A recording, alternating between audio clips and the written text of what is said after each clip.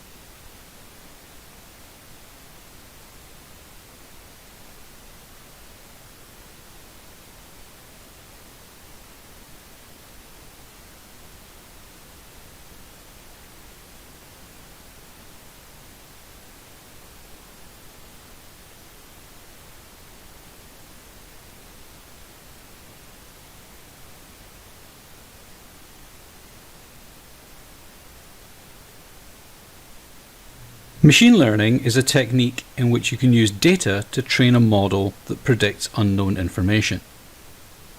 For example, suppose a bicycle rental company keeps records that include the weather conditions, temperature, and seasonal details for the days on which they've operated. And they also record the number of bicycle rentals that they had each day. The weather and seasonal characteristics for each day are called its features, and the thing that we want to train a model to predict, in this case the number of rentals, is called the label. For short, we often refer to the features as X and the label as Y. We can take this historic data and apply an algorithm to figure out a function that fits the features to the label. In other words, the function calculates Y from X. The function we've calculated is the basis for your predictive model. So if you have the features for a new day, but the label is unknown, you can use the model to predict the unknown label, which in this case is the expected number of bike rentals. This kind of machine learning, where the label your model predicts is a numeric value, is called regression. Now let's look at another form of machine learning. This time, suppose a health clinic takes measurements from patients, including blood pressure, glucose level, weight, height, and so on. Additionally, each patient is categorized as diabetic or not diabetic. The patient measurements are our features, or X, and the classification of diabetic or not is our label, or Y. We can fit the features and labels to a function that calculates the probability of a patient belonging to a particular class based on their features. In this case, the possible classes are diabetic and not diabetic. When the features for a new patient are collected, the model we've trained can predict the probability that the patient is diabetic or not. This kind of machine learning, where the predicted label is a category or class, is called classification. So far, we've seen examples of regression, where we use historic data to train a model to predict a numeric value, and classification, where the model predicts the class to which an item belongs. These are both examples of supervised machine learning, where we have historic data with known feature and label values that we can fit to a function to train the model. The measurements and petal counts of some flowers, but you have no known labels. You just want to group your items together into clusters based on their similarity. In this case, the flower measurements are our X value, and the Y value represents the clusters into which we want to group the flowers. We can use an algorithm to separate the data values into clusters based purely on the feature values, and the resulting model predicts which cluster each flower is assigned to. Clustering models like this, that are trained without a known label value, are examples of unsupervised machine learning. Regardless of the kind of machine learning model you want to create, there's a typical process that you follow. First, you need to get the data with which you're going to train your model. We call this data ingestion. Then there's usually an iterative process in which you explore the data and prepare it for modeling. Data pre-processing includes steps such as feature selection. In other words, identifying features that are likely to help predict the label and discarding others. Then you might clean the data, for example by finding outliers or errors and removing them, and imputing missing feature values with a suitable replacement. You might also engage in some feature engineering to derive new features from existing ones. And you should generally normalize your numeric features so they're on the same scale. Then you can apply an algorithm to fit your prepared data and train a model and evaluate its performance. When you're happy with the model, you typically deploy it to a service. Applications can then connect to your service and use it to predict unknown labels from known feature values.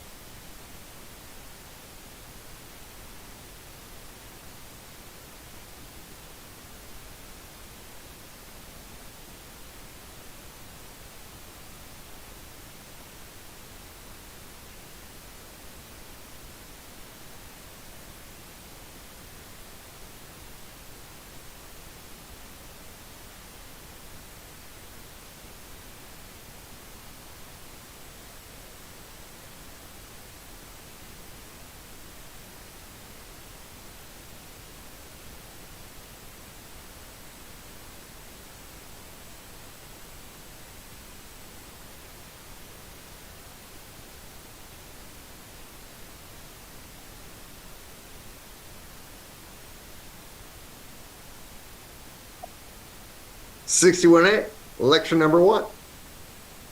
It's really a course that's based on 61. It can't hurt you at all. Talking about different kinds of values. For example, you can represent text.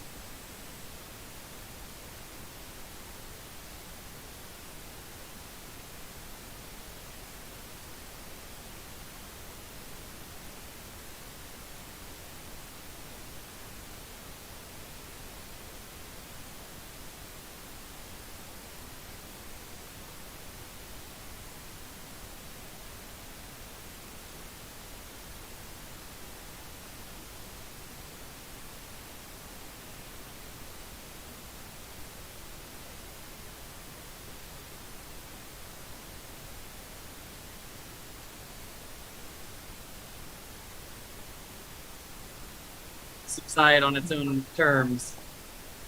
All right. So, if you signed up for a seat and didn't get one, sorry, your fellow students are criminals. Okay. Roughly 20 of them.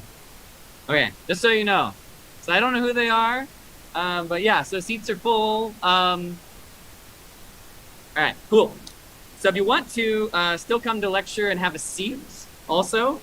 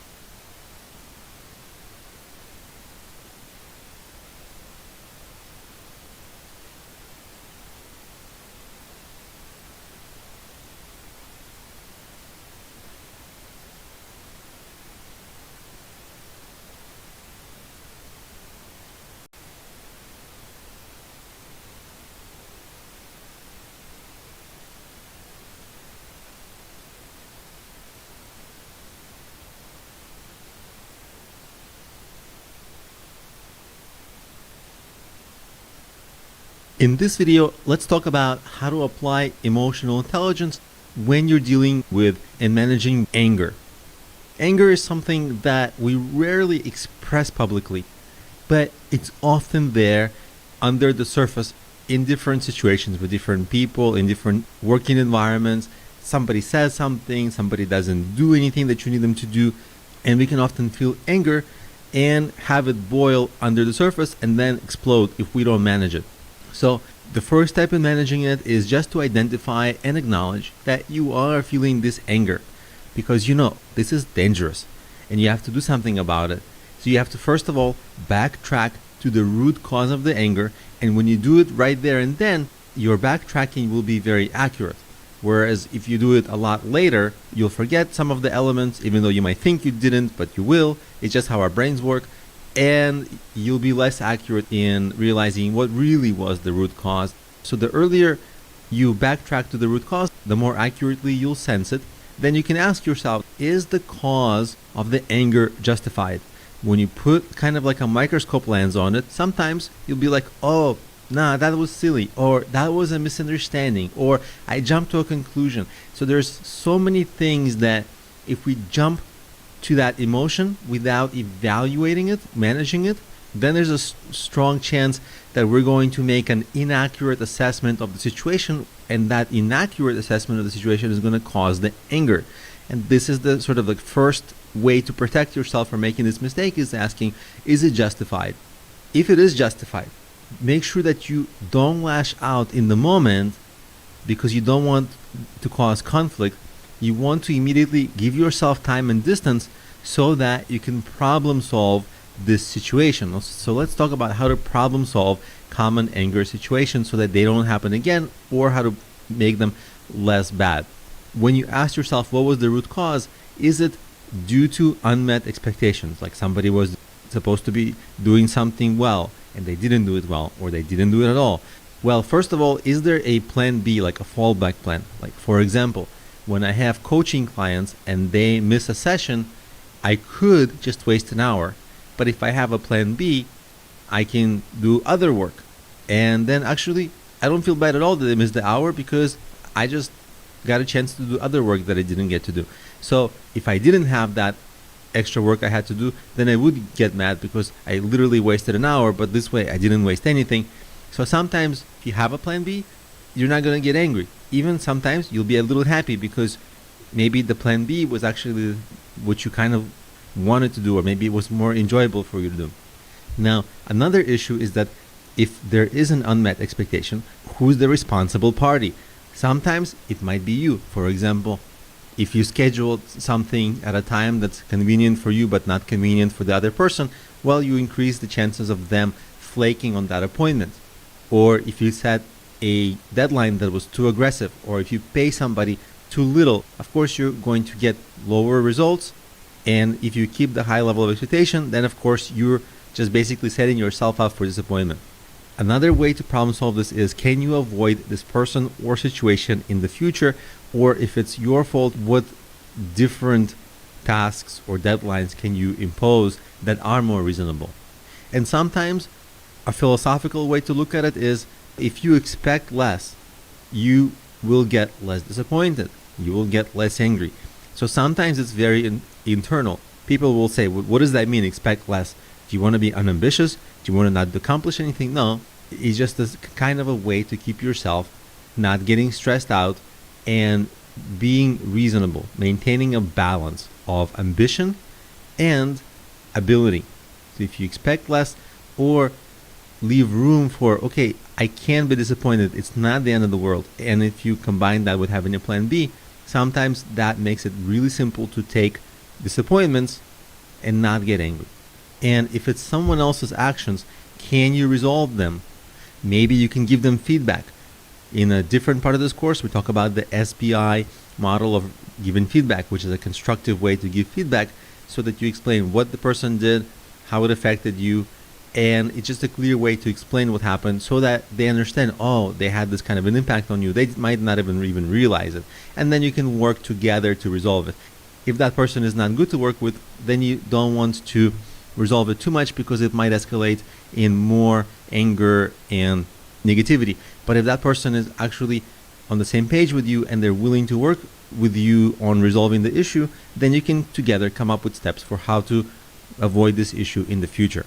Now let's continue going over the ways to problem solve this anger issue. You can ask trusted sources for an opinion, somebody objective, because you and the person who you're dealing with, they're subjective. So maybe a third party can offer an opinion. Who's the rational party? Where did something go wrong? Sometimes for other people it's just easier to see things clearly because they're just not involved. Sometimes we get angry also because of something that somebody said or did. And again, they probably didn't mean to do that or say anything bad. It's just an issue of jumping to conclusions. If you have that check, is it rational to get mad at it? Is it a misunderstanding? Likely you will see, okay, yes, it was a misunderstanding. In rare cases, people actually want to do something malicious to us directly. More often than not, there's an issue of distorted thinking where we project motivations onto others that aren't actually accurate. You can say, well, this person is saying something mean or making fun of me or something, but that's just your assumption and your projection. Maybe they're just having fun and being lighthearted. You just misunderstood. So sometimes taking a step back like that allows you to easily mitigate that anger without even letting it escalate.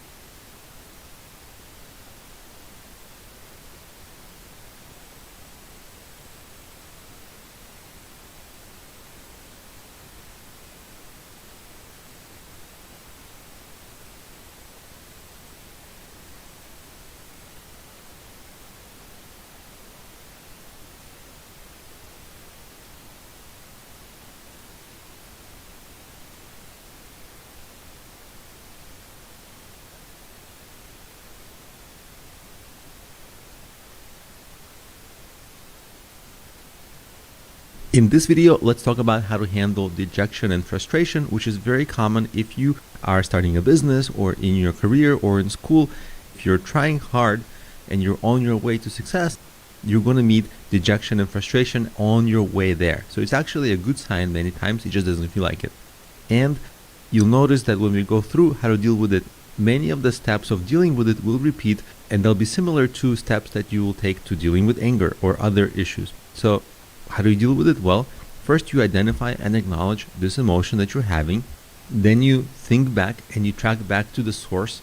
And then you ask yourself, is it rational? For example, the very common reason for feeling like a failure and feeling frustrated is maybe you set really aggressive, ambitious goals for yourself, but the reality is that it takes most people much longer to get to those goals. So it's something that you did to yourself and you're not actually failing.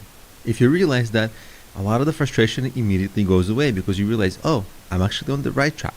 And a lot of times this kind of a emotion can be confused with similar emotions.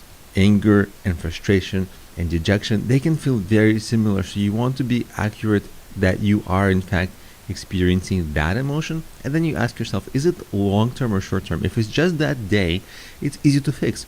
You can listen to music, watch motivational videos, go to exercise, talk to people nearby like family members. Just change your body posture to more confident, and a lot of these things will immediately make you feel better. Those are things you can do in the moment, like right now.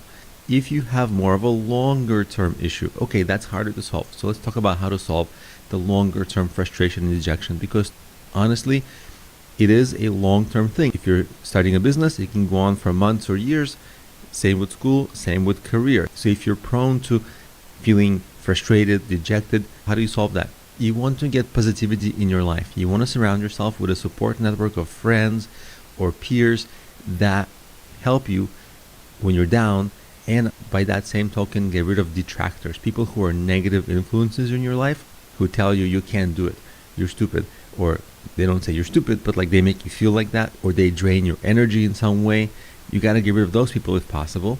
And you have to realize, if your source of your frustration and dejection is failure, the best way to fix failure is success. And I know that's a silly thing to say, but it's true. You basically just have to make sure that you get to success faster. The things you can do is begin working with a coach to help you get to where you're going faster. Coach can help you either reassess your goals, because sometimes a feeling of frustration comes from bad work and failure because you're working on things that are not really your goals, and so you're not that motivated or that interested, and so of course you're producing subpar, bad quality work because it's not really your thing. So you can reassess your goals, or the strategy and the steps to get to your goals, or the execution of your goals.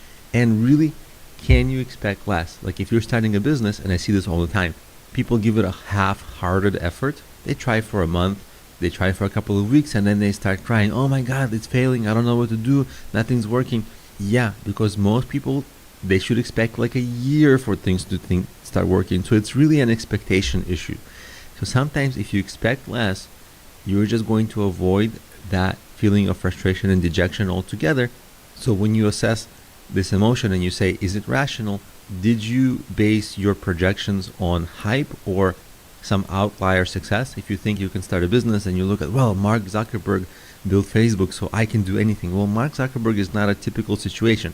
So you have to look at what happens in most situations and assume that something similar is going to happen to you. Hopefully you'll do better, but it's going to set your expectations in a way that are not going to lead to feeling of stress or dejection in the first place.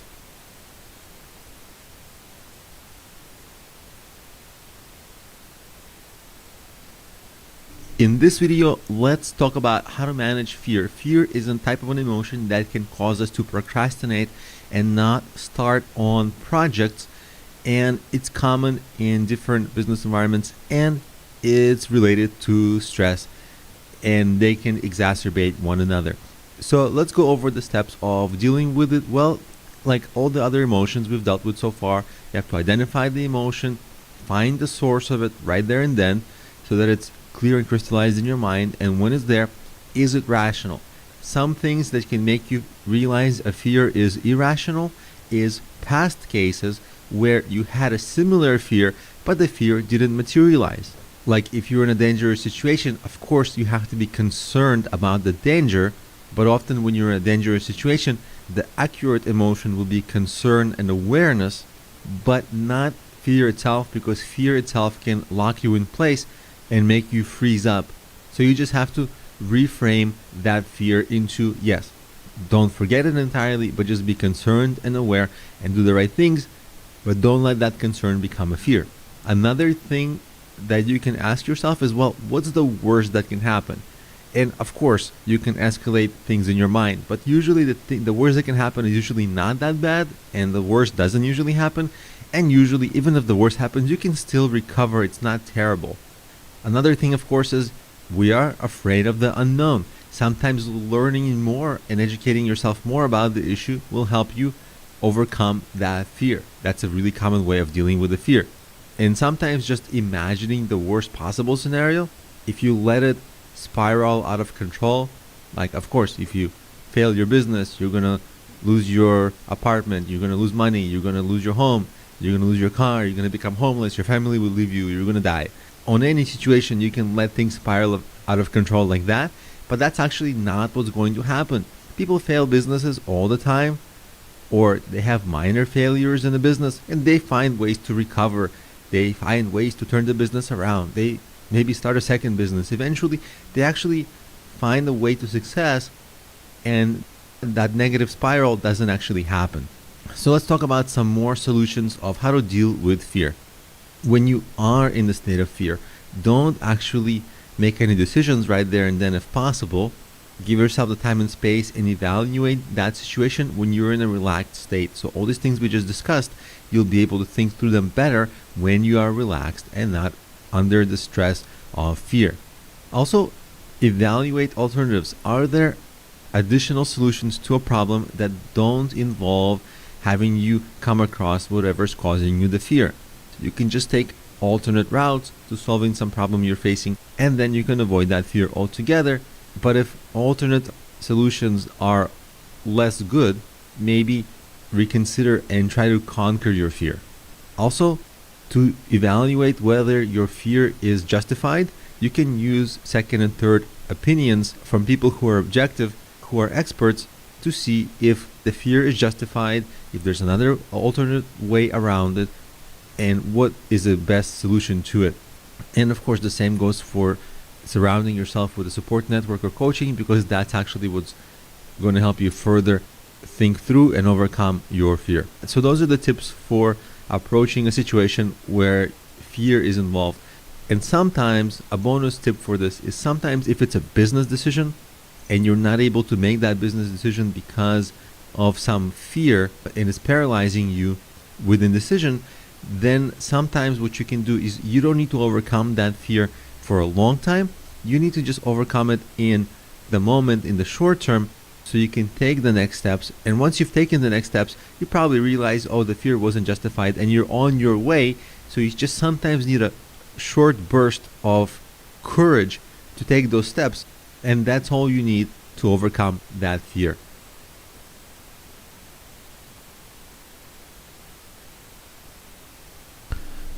In this video, let's talk about fear in an advanced way, and when I say advanced, it's because this information comes from Professor Robert C. Solomon, who really took a look at a lot of emotions and emotional intelligence from a number of perspectives, including philosophy, psychology, and neuroscience, and really has spent a lifetime of research doing this, far beyond what we usually get a sense for. So his work, I feel that's advanced, and that's what we're going to go over in this video. And when we think about fear, most people think of fear as a very negative emotion that they don't want to have, but actually fear is good. Perhaps it's the most important emotion that there is, because without fear we would die in seconds or minutes. We would just walk in front of a bus, or we'd get ourselves in all kinds of weird situations, go to all kinds of wrong neighborhoods, hang out with all the wrong people, and so on, and get taken advantage of. And we are prevented from that through fear. So actually, fear helps us survive. It's the basic emotion that all animals have, and it aids survival. All animals are programmed to have lightning fast, immediate reaction to danger, because if they didn't, they would have gotten eaten thousands of years ago. It's that simple. Today, we have fewer dangers like that. We have fewer predators chasing us around, and we have more of a luxury to stop and think and reason about our situation. And when we reason about our situation, we come back to this idea that fear as an emotion is an engagement with the world. And Robert C. Solomon, he has this phrase that emotional intelligence and being emotional, having emotions, is being engaged with the world directly. And the part of our brain that deals with these lightning fast fear responses is the amygdala, but we can also engage with the world by understanding it more, thinking about it more, and then coming to rational decisions about our fear. So we can think before and after the event and avoid irrational fears. When you're an animal in the forest, having irrational fears is not bad. It's better to make a mistake. If you think some animal is about to attack you, if you run away, that's not so bad, because even if you made a mistake, fine. But if you didn't make that mistake, you would have gotten eaten. But today we have fewer of those kinds of mistakes, and today most of our mistakes with fear come from irrationality. We just misunderstand it, or the sources of it. Essentially, is it correct or not? And just like there is irrational fear, there's also irrational fearlessness. You hear a lot of people saying, well, I'll go anywhere, I'll do anything, otherwise, you can just get run over walking across the street. So why should I be afraid of doing anything? And of course, that argument falls flat because it doesn't pass any kind of scrutiny, it doesn't pass any statistical tests. Obviously, some things are more dangerous statistically. There's research, there's data on it. Obviously, if you do something dangerous, you increase your chances of getting hurt, and they're far greater than that example of just crossing a street. Yes, sure, you can get run over crossing a street, but the chances of that are quite low. Whereas doing silly things or stupid things or dangerous things and telling yourself, oh, I don't want to be afraid. If you do really dangerous things, then that's irrational fearlessness too. And it often comes from our world at times can be also, just as it is dangerous, it can also be too safe. And people get this delusion of safety, that nobody wants to trick them, that nobody wants to take advantage of them. Of course, that's not true. There's a lot of that happening. So our goal in both fear and fearlessness is to scrutinize it and not get into its compulsion, like not immediately jump to conclusions. You don't want to generalize too quickly about situations. So let's talk a little more about the amygdala, and that's a part of the brain that is kind of like the first response to fear. It's designed for fast reactions like we talked about, and in today's world we still need this.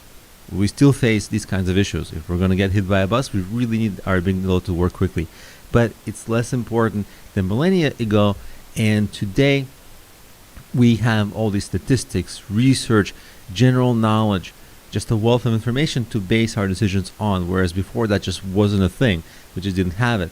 So if we take even a few more seconds and not jump to conclusions or generalize about our fear stimuli, then other parts of the brain that take just milliseconds longer to get engaged do get engaged.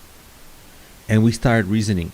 And what neurological studies show is that if we practice that, our connections to the rational brain will get stronger and we'll handle fear better that way. Whereas if we let that fear stimuli take over and invoke our amygdala and have all kinds of fear responses too quickly, then those connections in the brain will get stronger and stronger, and it's going to act like a self-reinforcing mechanism, and it's going to make it harder and harder for us to process fear correctly long term. So actually rationalizing fear is something we want to really practice.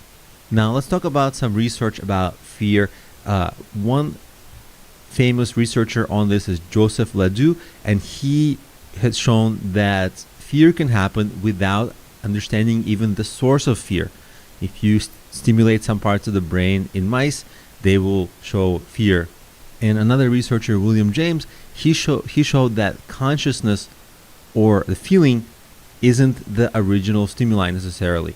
So these researchers, they show that fear is purely physiological. That's the idea there. But if it's purely physiological, well, how is it really an engagement with the world beyond just reacting to stimuli physiologically? And so Robert C. Solomon gives this example. There's different fear, like long-term fears that we have, like the IRS. And that's a really intelligent fear. And it can still be a mistaken fear, like maybe we're not going to get audited, but maybe we over-rationalize and then we start to panic and exaggerate the chances of getting audited by the IRS. But this kind of fear requires a lot of information and a lot of knowledge and learning over the long term about the world. You have to know what's IRS, you have to know about taxes, you have to know about your own financial situation, and so on and so on, and even decipher nuances between what might get you audited, what might not get you audited. So the idea is really that the researchers that show that fear is just physiological, it's not the whole picture, because fear really is, it's physiology, it's your feelings, it's your knowledge, and it's your reflecting on the world. It's that combination that makes your fears. And both that immediate fear, the kind that animals have, and the long-term fear after reflection, they can be mistaken. You can even have exaggerated fears that are absurd, that can't even be true, but we've all had that experience of making ourselves afraid of things that cannot even possibly be true. But in the moment, we believe it. But according to Robert C. Solomon, most fears, actually, they tend to be rational and reasonable. Even if they might be exaggerated, they do reflect on the world's realities. The world does have many threats and dangers. That's an obvious fact. There are many buses that can run you over. It's there. And then there's this irrational fears. They tend to be an exception, like phobias. And phobias, they have kind of two levels of appraisal. Appraisal is a word psychologists use to just mean, the way we understand the world. There's the immediate appraisal, and then there's the rational appraisal. And phobias, they come from having that immediate appraisal, like being immediately afraid of flying on the airplanes or being afraid of spiders. Those fears tend to be so profound that even though people who have those phobias completely rationally understand that those fears don't make sense, it's just that their fear reactions are so strong and so profound that they cannot overcome the rational appraisal. Now, let's talk about other emotions, kind of like anxiety, panic, and rage. So panic and rage, they tend to be mindless. There's minimal information, and they don't have time to engage with the world. A lot of it is just purely physiology, and that's been replicated in many neurological experience. In fact, when an animal panics, it makes uninformed decisions, it runs the wrong way. Even if the stimuli of the panic is false, it might run towards some predators, or in the modern world, onto a highway where it gets run over. And when people talk about anxiety or anxiety attacks, it's been shown that it's not about something. It tends to be general and uninformed, and it's a feeling that's decoupled from engagement and rationality. It's just a feeling. And another cousin of fear is the feeling of horror. And what distincts horror is that you're so petrified in it that there's nothing to do. In fear, there's a reaction. You can run, you can fight, you can do something else. But in horror, there's like nothing to do. You're just afraid. But then there's this question, well, a lot of people actually go out of their way to feel fear, right? Like people go skydiving, they go to scary movies, they watch dramas, they do all kinds of thrill-seeking activities to feel a little bit of fear. Why? And Aristotle, the philosopher, his explanation was that these experiences give a sort of a catharsis. When we have experiences with some fears, we get rid of other fears, or we make ourselves more confident facing other fears. And Sigmund Freud, he also thought about this, and he came to the conclusion that if we go out of our way to experience fear, then it must not be such a purely negative emotion. There may be something in it that we need to balance ourselves out. So that's fear. It's really one of the most useful, if not the most useful, emotion we have.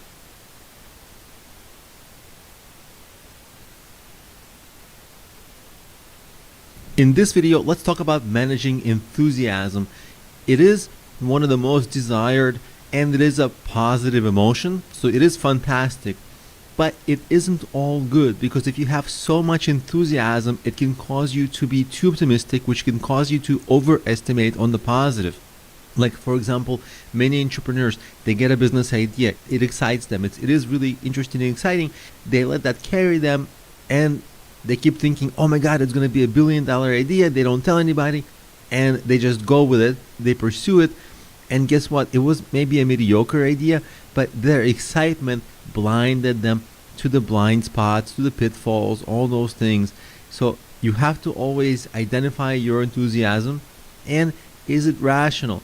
Of course, one of the hardest things that can be is to encounter a person who's in euphoric enthusiasm and convince them that they're wrong. They have already convinced themselves, it's really hard to turn them around.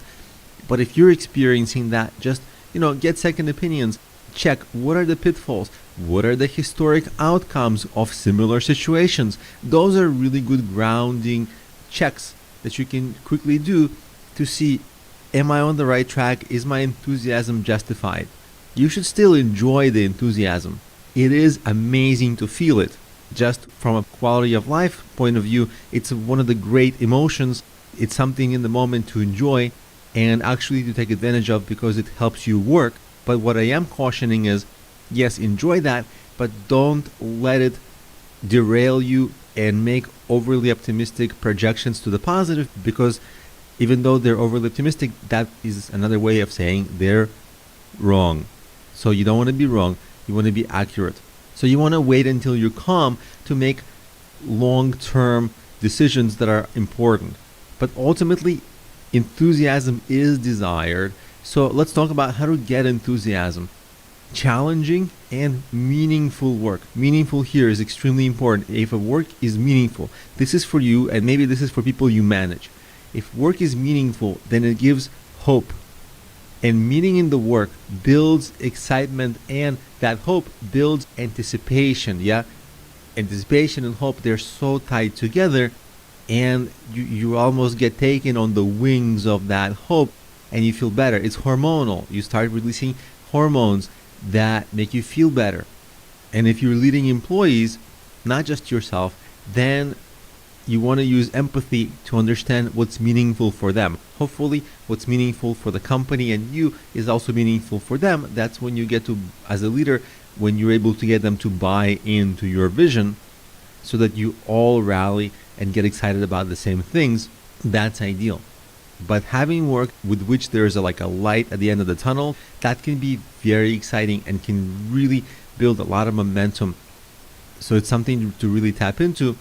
And just a few other things that are worth noting. Sometimes you can turn the feeling of overwhelm or feeling like maybe having a daunting big task, you can break it down into small achievable tasks, and that actually will get momentum going, and it will inspire enthusiasm as you or that person who's working on those tasks is making progress. Also, in different parts of this course, I give a list of short-term motivators. So I don't want to repeat it again here for the sake of not making the course repetitive, but look into those because those can help you get going in the short term to start working towards those meaningful big goals. So that's how you tap into enthusiasm while avoiding the pitfalls of enthusiasm.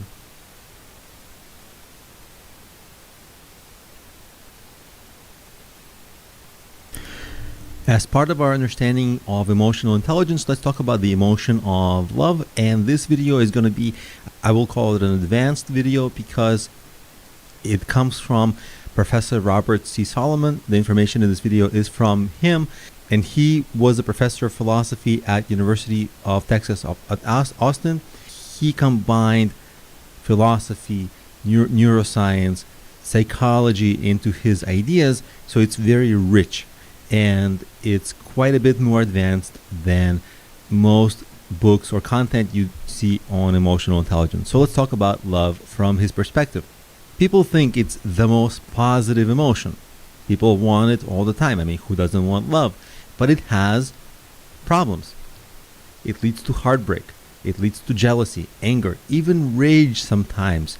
But it's a word that we want to use and use a lot, maybe too much in our culture, right? In English, you can love candy, you can love parents, you can love your car, you can love your spouse, you can love pizza, and you can love beer. It's overused, and even if we narrow down, okay, romantic love, okay, we understand there's no romantic love to pizza, at least for most people, but even there, the idea that our understanding is blurred. Is it a feeling? Is it an emotion? What is it? And according to Robert C. Solomon, it's definitely an emotion because it takes time to develop. It's not just a mere feeling you get. It's something you work on over time. And part of his language is that love is an engagement with the world. Emotions are engagements with the world. Obviously, usually with another person. For most people, just one.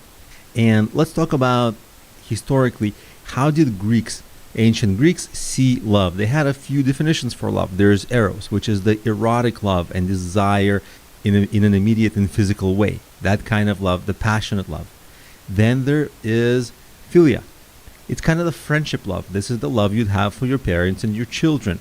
And then there's agape love. This is like the way God maybe loves us. That's something from Christianity. Obviously, Christianity didn't exist then, but that's a good way to understand it.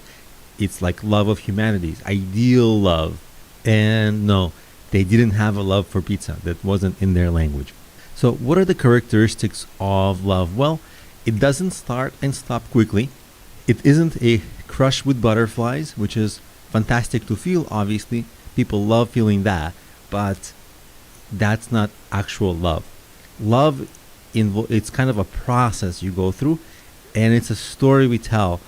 And the story we tell affects the way we love and our love itself. So it's kind of a narrative we build up. There's a famous quote that goes something like, most people wouldn't be in love if they didn't know the word. So in some sense, it's something we create. And then there's the idea of falling in love, that passionate love with heat and with passion and infatuation. So falling in love versus love, what's the difference? Love is something that, again, like I said, over time. It's more like a deep friendship that you would develop. There are neurological studies that show that people experience different kinds of love over time as their relationship goes on. So older couples, not in age, but in terms of how long they've been together, like let's say over 10 years, over 20 years, they develop this kind of friendship love where if they see the other person, the part, and they're hooked up to these machines, the part of their brain that lights up is the part of the brain that focuses on recognizing friendships. Those associations happen. It's really like you're seeing a good friend. And of course, newer couples, they have that passionate love, the love that the Greeks would call eros. And so older couples, they have that other love that the Greeks would call philia. And new love, it's funny because it can be very mistaken. That like the love itself can be directed at a person that's an errant person, not the right person. Because we feel, oh, we're in love. And then 2 weeks later, that wasn't the one. It turned out that after I learned some things about that person, it didn't work out. And that happens actually a lot. So this new passionate love is highly mistaken. And it's confused by our standard Western love stories, which kind of go like boy meets girl, boy loses girl, boy gets girl again. And at the end of the movie or at the end of the story, the passion flourishes, right? Like the boy loses the boy gets the girl back, they fall in love, and end of the movie. But actually, that's actually where love starts. That end of the movie is the beginning of their long-term relationship, supposedly, if they don't break up. We don't know. Like, what if Romeo and Juliet, of course they met, 3 days later they died, their love was passionate, but what if like they had to live for the next 25 years together? Would that 25 years be equally passionate as those 3 days? Not really. They'd have arguments. They'd have all kinds of quibbles. And at times they'd get sick of each other. And at times they'd get irritated. But over time, hopefully, their love would become stronger in different ways, like a strong friendship. In those 3 days, they didn't really know much about one another. So they didn't really get a chance to explore their love. So all these Western stories, they miss on all the work, all the compromise, all the adjustments, all of the struggles. They don't hit on the mature approach to love. That point is not exciting. That doesn't build butterflies. But that's the love, the thing that happens over the long span. Now let's talk about another great work of love. Maybe in history of all the works of love, this is maybe the most seminal work of love, Plato's Symposium, where there are multiple speeches given at a drinking party. This is again ancient Greeks, but this is one of the cornerstone works of love. And the way the story progresses is that there's a lot of speeches about love that are told at this party, supposedly, and with every speech, they get to a kind of a higher and higher and higher form of love that they identify. We're not going to go over all the speeches, but we're going to go over the most important ones. The first one is given by this guy named Aristophanes, is a real guy in history. And his speech obviously draws on mythology, but elements of this make it to our current culture. So the idea is really that people are separated at birth. They're born with like 2 heads, 4 arms, and so on, and they're separated at birth. And their whole life, they search for their love, who is their identical match, who completes them. And obviously, you hear echoes of that everywhere in our culture. We are supposedly looking for that kind of love, the person who entirely completes us. That actually comes from this Greek myth. The Greek myth wasn't created in the Plato Symposium, but it was noted there. And that's a very strong metaphor. Obviously, the story itself obviously is not true, it's a myth, but the metaphor is really strong. And at that time in history, eros, which was that erotic love, wasn't held in particularly high esteem by the Greeks. And Socrates, he was more of a fan of eros, but he understood that it's just a physical craving that people get. Then, they fall out of the craving. Then they start craving the next person, the next person. It kind of goes like that. But he thought that there's something common we strive to, and that's beauty. And just to explain Plato's philosophy a little bit, for everything, a chair, a table, love, there is kind of love, individual, particular loves we have, particular chairs, and then there's the idea that true beauty, true table, and so he would write that with a capital letter. So you see, I wrote true beauty with a capital B. That's the ideal of beauty that people strive for. That's the ideal of beauty ethereally, like that exists. It's not a particular case of beauty, it's the ultimate beauty. And for Socrates, it was really about seeing beyond the individual people and looking for that ideal form of love. Then later in the speech comes this guy, Alcibiades. He actually insults Socrates. And he actually demonstrates love by insulting Socrates, because love isn't the ideal. It's the appreciation of little particular things that we learn about people over time. We learn about their quirks, not just the beautiful things about them, and their quirks start to be lovable to us. And that was another really interesting way to look at love. So if you continue looking at what's love and come back to the modern reality, well, love, when we love somebody over such a long time, we start to depend on that other person we love for our very identity. Loving them becomes a part of our identity. I don't mean the psychologically unhealthy way of being kind of clingy or needy, but I mean really like a big part of us becomes love for that person. And also people like to say, well, do we love their people's differences or similarities? And it's actually both. We can love the ways people are different from us and the ways they're similar to us. And the core thing that, if we come back to Robert C. Solomon, for him, he looks at love as not something passive, but as love as an engagement with the world. In this case, of the world is seeing something in the other person. And we don't just discover qualities, we actively bestow virtues onto another person. Like you begin to see that person as great subjectively. And the question becomes, is this delusional, right? Can it be a distortion of the world? Obviously, you see that person you love as much better than everybody else. And yes, the person you love is the most beautiful person in the world to you, not objectively beautiful necessarily. I mean, of course, a person who is objectively beautiful can be easier to love, but you are the one who creates the love, that bestows the virtues, that chooses to love certain things in them.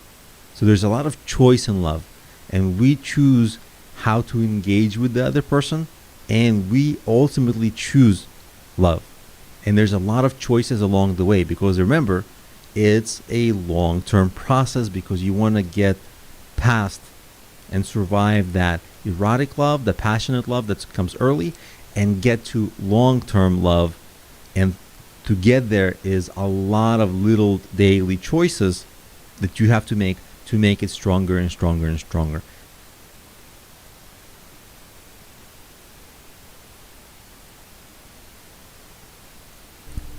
In this video, let's begin talking about empathy and compassion. And this is going to be, again, advanced and based on ideas and learnings from Robert C. Solomon.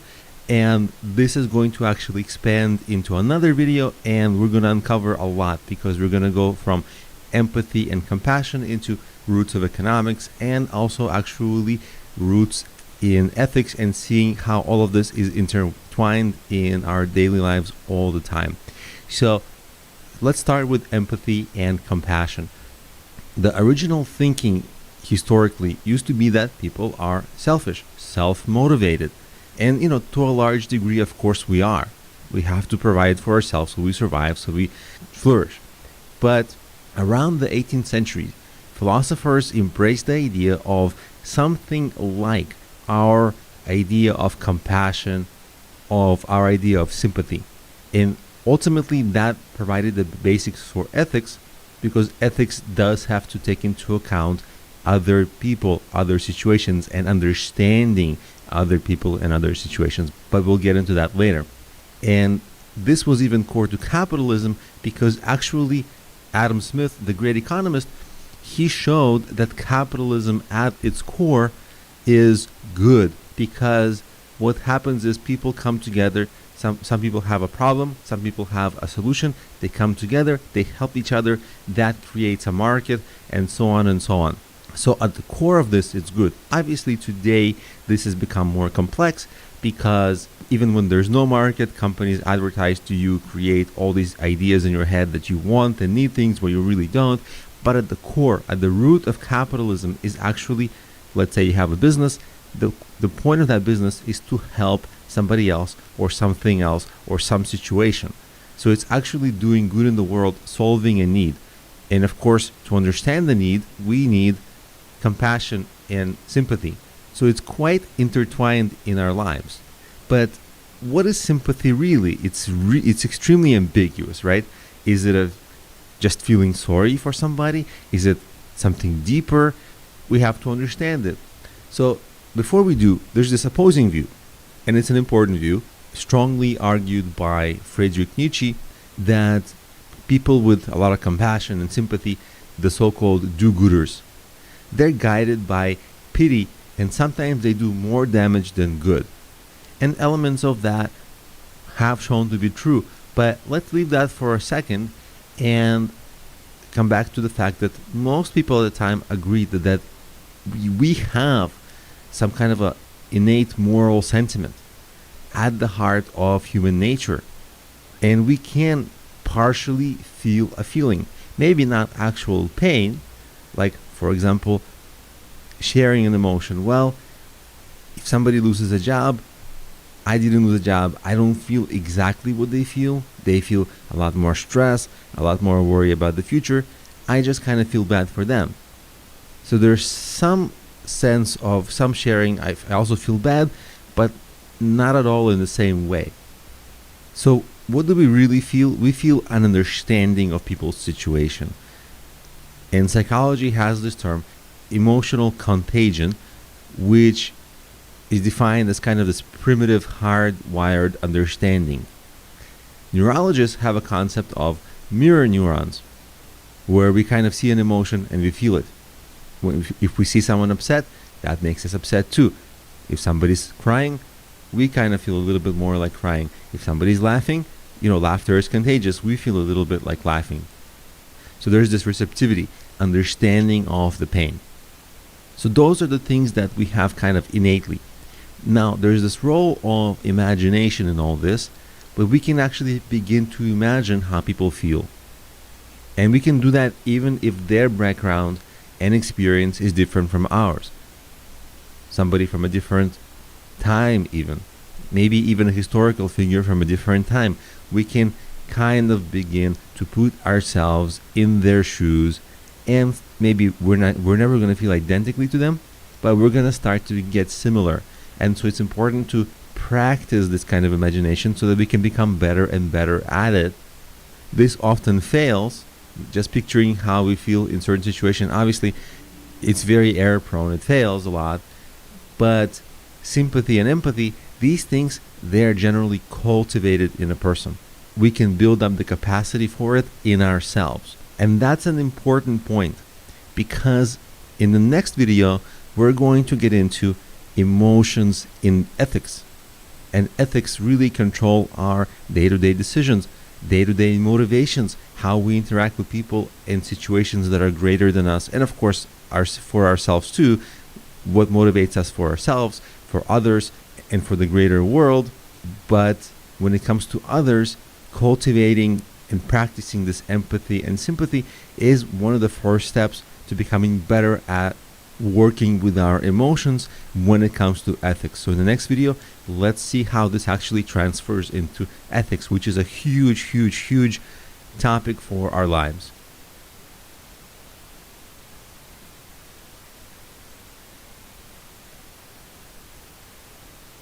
In this video, we're really going to cover a lot of ground. We're going to talk about emotion and ethics. We're going to go over the history of ethics and how it intertwines with emotions.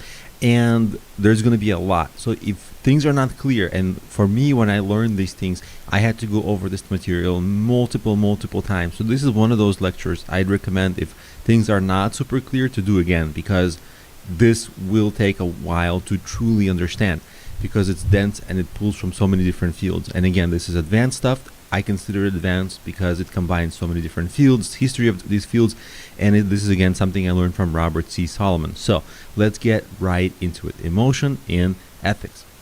Well, even by itself, it's a strange concept, right? Like we really, when we talk about ethics, typically, we don't really talk about the role of emotions. But emotions give us insight into our world.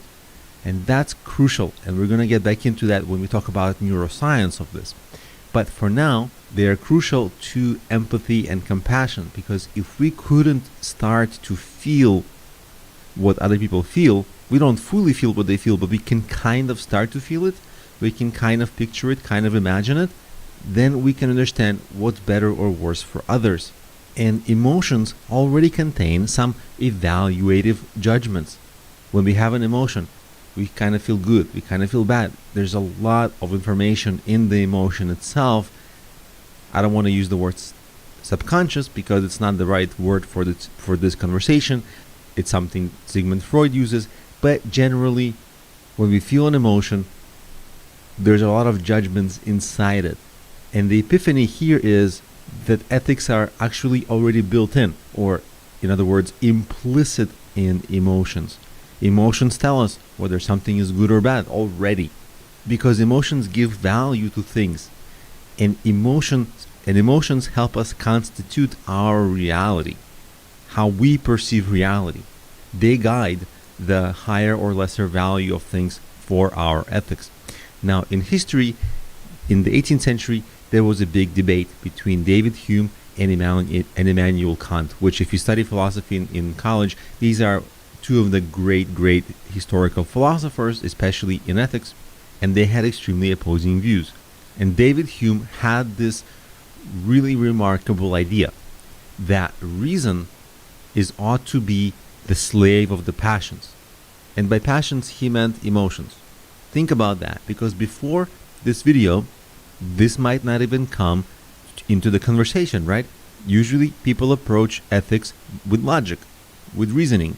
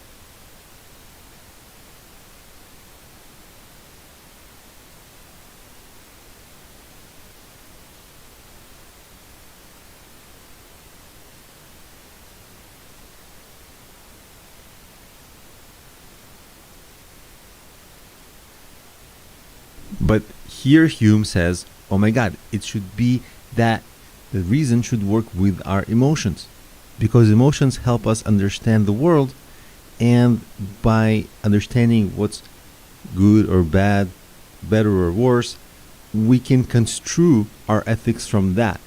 So emotions are fundamental to ethics, and this was the gigantic epiphany by David Hume.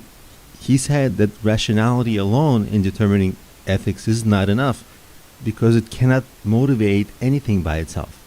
We have to be driven by emotions to want something, and in addition to being rational, you actually have to care about one thing over the other, and the clue to what to care about, the caring, that's emotional. And so this was the tremendous epiphany of David Hume.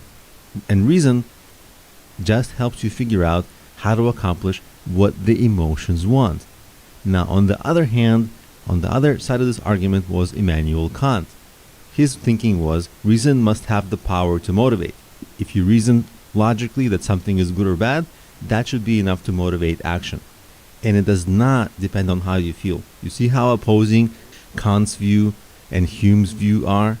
And they generally had a strong separation of how emotions work and how ethics work. They saw emotions and ethics as separate.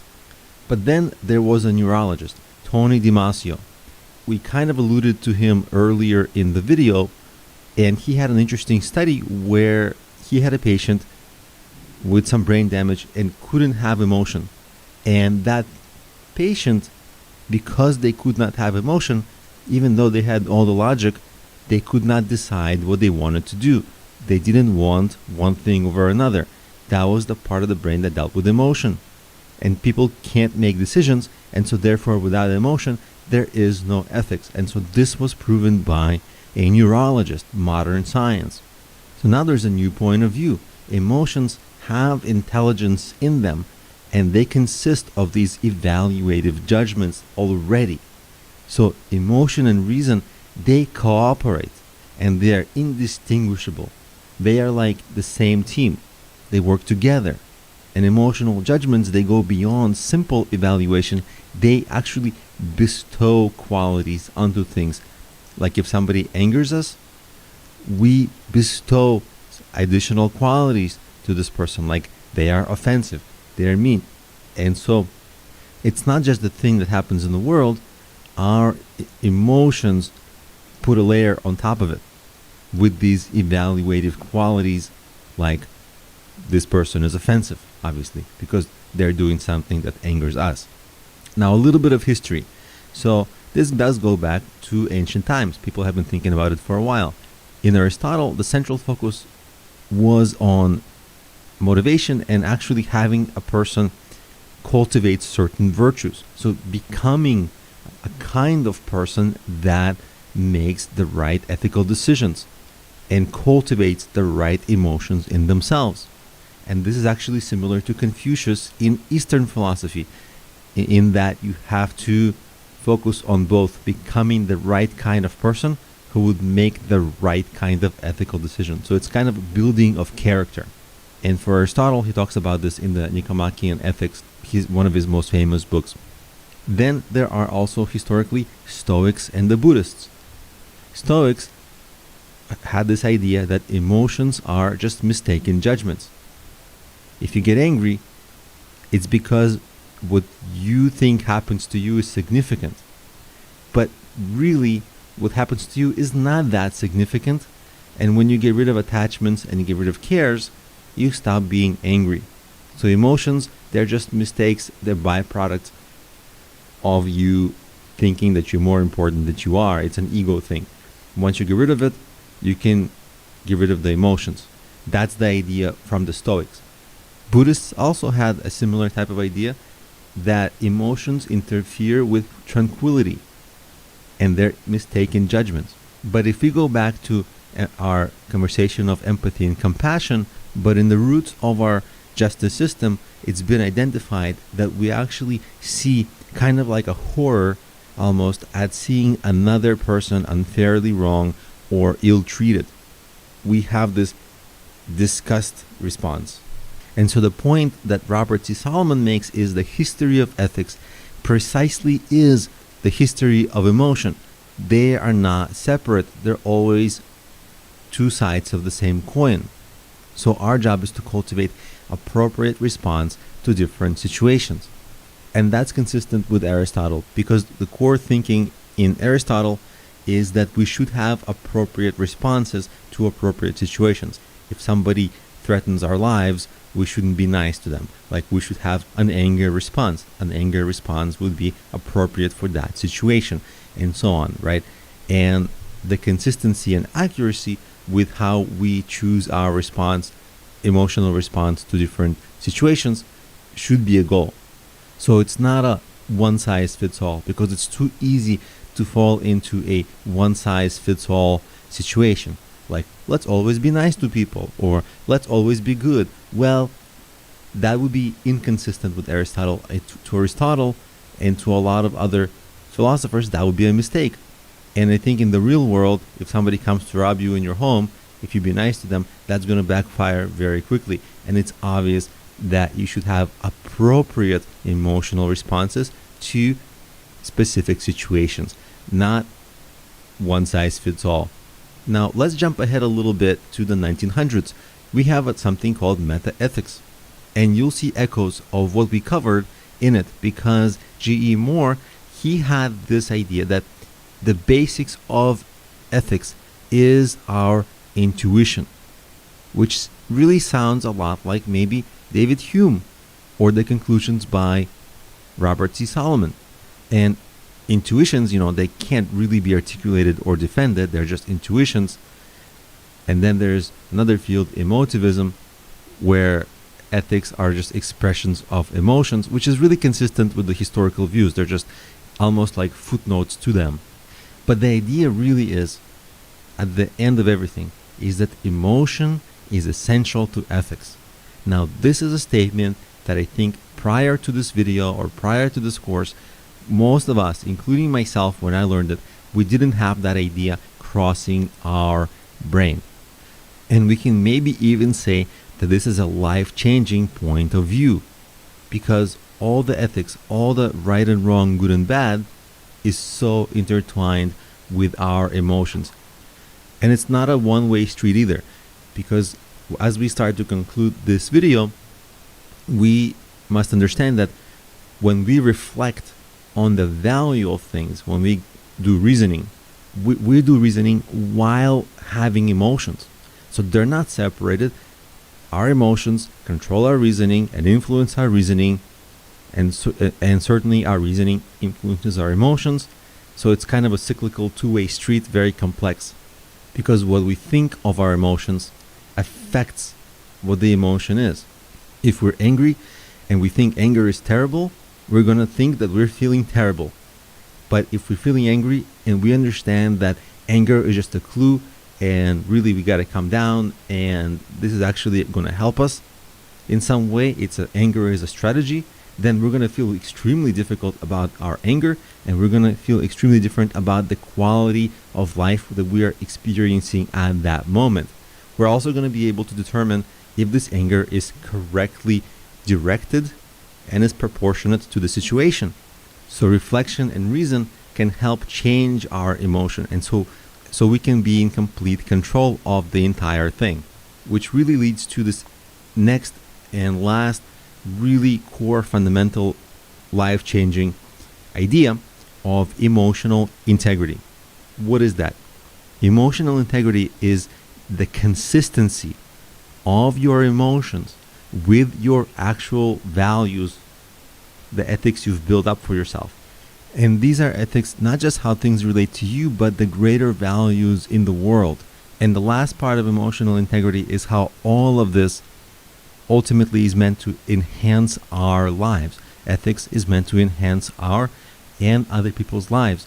So emotions and emotional integrity is the consistency of how accurately are you choosing your emotions to reflect your actual ethical values.